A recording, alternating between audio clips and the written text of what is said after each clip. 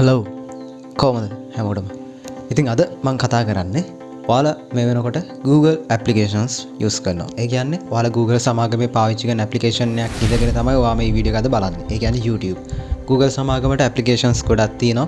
YouTube, AdSmob, ඊට පස්සේ ගත්තොත් එහෙම තව Google Translate, ඊට පස්සේ Google Lens, ඒ වගේම Google Photo, Google Drive මේ වගේ ගොඩක් applications Google සමාගම යටතේ තියෙනවා.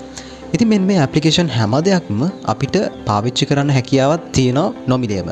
ඉතින් එහෙම හැකියාවක් තිබිලත් අපිව පාවිච්චි නොකරින්න එකයි ප්‍රශ්නේ තියෙන්නේ. මෙහෙමයි අවශ්‍යතාවයට අනුව අපිව පාවිච්චි කරනවා කියන මතේ ඉන්නෝ නම් ඔයා නිවැරදි. හැබැයි සමහරක් ඇප්ලිකේෂන්ස් තියෙනවා අපි දැනගෙන ඒ ඇප්ලිකේෂන් එකේ හරි දේ ඒ ඇප්ලිකේෂන් එක මොකද්ද වෙන්නේ කියලා නොදැන ඒක නිකන් ඔහේ තියෙනවා.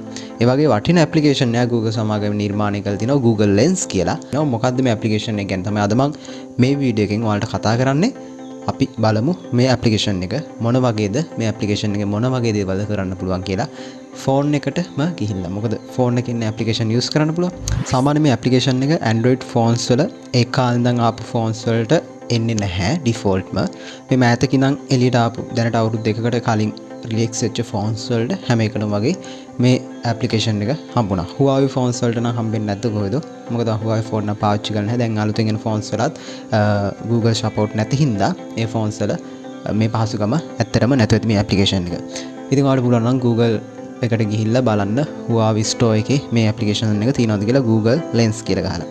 ඉතින් අපි වැඩි කතා නැතුව අපි ගිහින් බලමු මොකක්ද මේ ඇප්ලිකේෂන් එක කියලා. මේ ඇප්ලිකේෂන් එකේ මොනවද වෙන්නේ, මේකේ මොනවද කරන්න පුළුවන්, මේකේ මොනවද කරන්න බැරි කියන දේවල් ගැන අපි කතා කරමු වීඩියෝ එකට ගිහිල්ලා. එහෙනම් අපි වීඩියෝ එකට.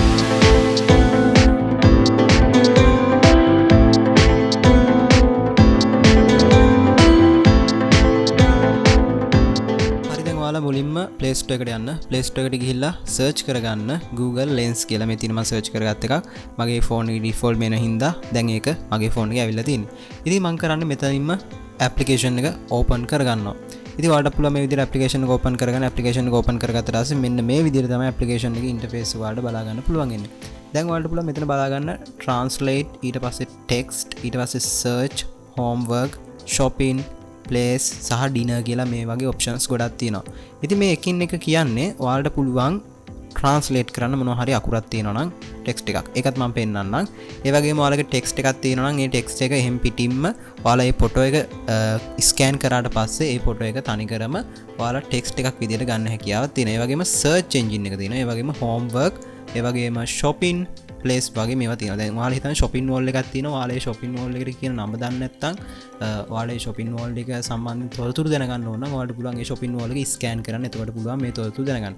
ඉතින් මම දැන් මුලින්ම පෙන්නන්නම් මේ search කියන එක පාවිච්චි කරලා අපි කොහොමද යම් දෙයක් හොයාගන්නේ කියලා. දැන් මෙතන ඔයාලට බලා ගන්න පුළුවන් වෙනවා පූසෙක් ඉන්නවා මේ මගේ කම්පියුටර් එක ඉස්සරහා. මේ පූසා ඉන්න ෆොටෝස් සාමාන්‍යයෙන් මේ වගේ දේවල් තියෙනවද කියලා බලමු අපි මේකෙන් search කරලා හරියටම අල්ලගෙන. මම දැන් පූසාව ફોකස් කරගන්නම්. ඔන්න පූසාව ફોකස් කරගත්තට පස්සේ ඔයාලට බලා ගන්න පුළුවන් වෙනවා මෙන්න මේ විදිහට නිල් පාට ඩොට් එකක් ඇවිල්ලා දෙනවා පූසාව ફોකස් වුණා කියලා.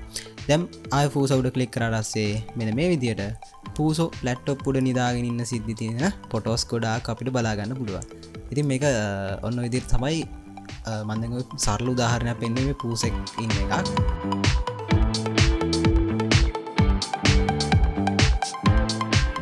ඔඩිෂන් එකේ ප්‍රිව් එක ඉස්තරක් සර්ච් කරන හින්දා මම ලැප් එක පොඩ්ඩක් නවාගත්තා. ඊට පස්සේ දැන් මම මෙතන ෆෝන් එක ක්ලික් අරගෙන ෆෝන් එක සර්ච් කරගන්න try කරනවා.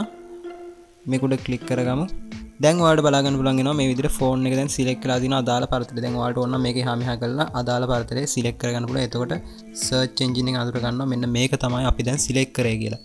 දැන් ඔයාලට බලා ගන්න පුළුවන් වෙනවා මේ විදිහට මේ ෆෝන් එකේ මොඩල් එක සහ මේ ෆෝන් එකට අදාළ විස්තර ඔක්කොම මෙන්න මේ විදිහට බලා ගන්න හැකියාවක් තියෙනවා. ඔය එක සාම්පල් එකක්. ඔන්න මම දැන් item search කිරීම සම්බන්ධයෙන් ඔයාලට දැන් පෙන්වනවා. ඒ වගේම දැන් මම තව දෙයක් මෙහෙම පෙන්වන්නම්. මේ දින වගේ බෝයා මයික්‍රොෆෝන් එකේ cover එක මම දැන් මේකත් search කරගන්න මේ විදිහට. දැන් ඔන්න ඒ cover එකත් මම search කරගත්තා. දැන් ඒකත් search වෙලා තියෙන්නේ. දැන් ඔන්න ඔයාලට බලා ගන්න පුළුවන් වෙනවා මම පල්ලෙන් scroll කරලා උඩට ගත්තට පස්සේ මේකට සම්බන්ධ වෙලා තියෙන හැම detail එකක්ම ඔන්න ඔය විදිහට සරලව අපිට පුළුවන් මේක යූස් කරලා ඉමේජ් සර්ච් කරගන්න මේ Google Lens එක යූස් කරලා. ඉතින් ඔන්න මම දැන් සර්ච් එක පාවිච්චි කරලා කොහොමද ප්‍රොඩක්ට් එකක් වගේ දෙයක් සර්ච් කරගන්නේ, ඒ වගේ දේවල් සර්ච් කරන්නේ කොහොමද කියලා දැන් ඔයාලට කියලා දුන්නා. දැන් මම පාවිච්චි කරන්න යන්නේ මෙතන translate කියලා තියෙන option එක. ඉතින් මේ option එක පාවිච්චි කරලා කොහොමද අපි translate එකක් කරගන්නේ කියලා තමයි දැන් මම පෙන්නන්න යන්නේ. ඉතින් ඔයාලට දැන් බලා ගන්න පුළුවන් වෙනවා මේ translate මම select කරලා තිනවා. දැන් මම මේ විදිහට මං ගාව පොතක් තියෙනවා. මම මේ පොත ගන්නවා අතට. දැන් මේ පොත අරගෙන මෙහෙම ගානට හෙමීට මේක ගානට තිබ්බ ගමන් ඔයාලට දැන් බලා ගන්න පුළුවන් වෙනවා මේ පොතේ තිබ්බ සිංහල සහ දෙමළ දේවල් ටික ඔක්කොම ඉංග්‍රීසි වලට translate වුණා. ඔයාලට මේක වෙන ලැන්ග්වේජ් එකකට ගන්න ඕන නම් මෙතන තියෙන උඩ බලා ගන්න auto direction කියලා එකක්. මේ auto direction කියන එක උඩ ක්ලික් කරන්න. ඒක උඩ ක්ලික් කරාට පස්සේ ඔයාලට පුළුවන් වෙනවා මේකට අදාළ භාෂාවක් ඔයාලට සිලෙක්ට් වෙන්න දාන්න.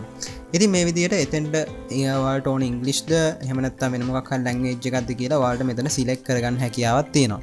ඉතින් මේ වගේ translate වගේ දෙයක් කරද්දී ඔයාලා සැලකිලිමත් වෙන්න ඕනේ. ඒක හොඳට lighting condition එකක් එක තියෙන තැනක තියන්න ඕනේ. ඒ කියන්නේ ඔයාලගේ translate එකට අදාළව lighting එක. ඒ කියන්නේ light එක හොඳට පේන්න ඕනේ. එහෙම වුණොත් තමයි ඔයාලට හරියටම මේකේ process එක ගන්න පුළුවන්. දැන් මෙතන මගේ light condition එක චුට්ටක් අඩුයි. ඒක නිසා සමහරක් වචන search වෙනවා ගොඩක් දුරට අඩුයි.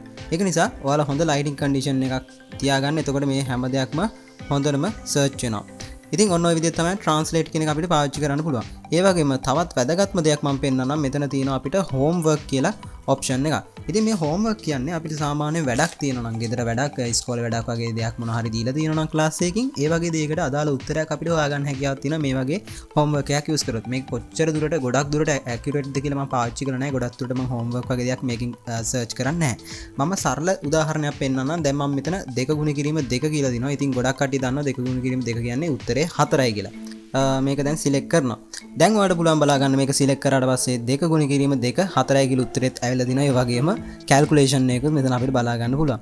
මේ වගේ අමුතු වැඩ ගොඩක් මේ Google Lens එක පාවිච්චි කරලා අපිට කරගන්න පුළුවන්. ඒ වගේම මෙතන අපිට shoppings තියෙනවා, place තියෙනවා. දැන් ඔයාලා කොහේ හරි තැනකට ගියාට පස්සේ ඔයාලට තැන හොයාගන්න බැරි නම් හිතන්න කොහේ හරි ටවුන් එකක ඔරලෝසු කනුවක් තියෙනවා. ඔයාලට ඒ ඔරලෝසු කනුව දන්නවා දැන් දකින්නවා මොකක් ඒ ටවුන් එක මොකක්ද කියලා ඔයාලා හරියටම අදහසක් නැත්නම් ඔයාලට පුළුවන් ඒ ඔරලෝසු කනුව ස්කෑන් කරන්න. එතකොට ඔයාලට පුළුවන් මේ ප්ලේස් එක කොහෙද තියෙන්නේ එතන ඉඳන් ඔයාලට අවශ්‍ය කරන හැම දෙයක්ම තොරතුරු දැනගන්න හැකියාවක් තියෙනවා. ඉතින් ඔන්න ඔය වගේ දේවල් ටික තමයි මේකේ තියෙන්නේ. ඔයාලට පුළුවන් මේකේ ඇතුලේ තවත් වැඩ ගොඩාක් තියෙනවා. මේවා තනි තනියම ඔයාලා සර්ච් කරලා බලන්න. දැන් ඔයාලගේ කන්ඩිෂන් එකේ ලයිට් මං කියවන අඩු වුණොත් ප්‍රශ්නයක් කියලා. දැන් ඒ වගේ වෙලාවකදී ට්‍රාන්ස්ලේට් වගේ එක සිලෙක්ට් කරලා මෙතන උඩ තියෙන ඔයාලට බලා ගන්න පුළුවන් වෙනවා ෆ්ලෑෂ් අයිකන් එක.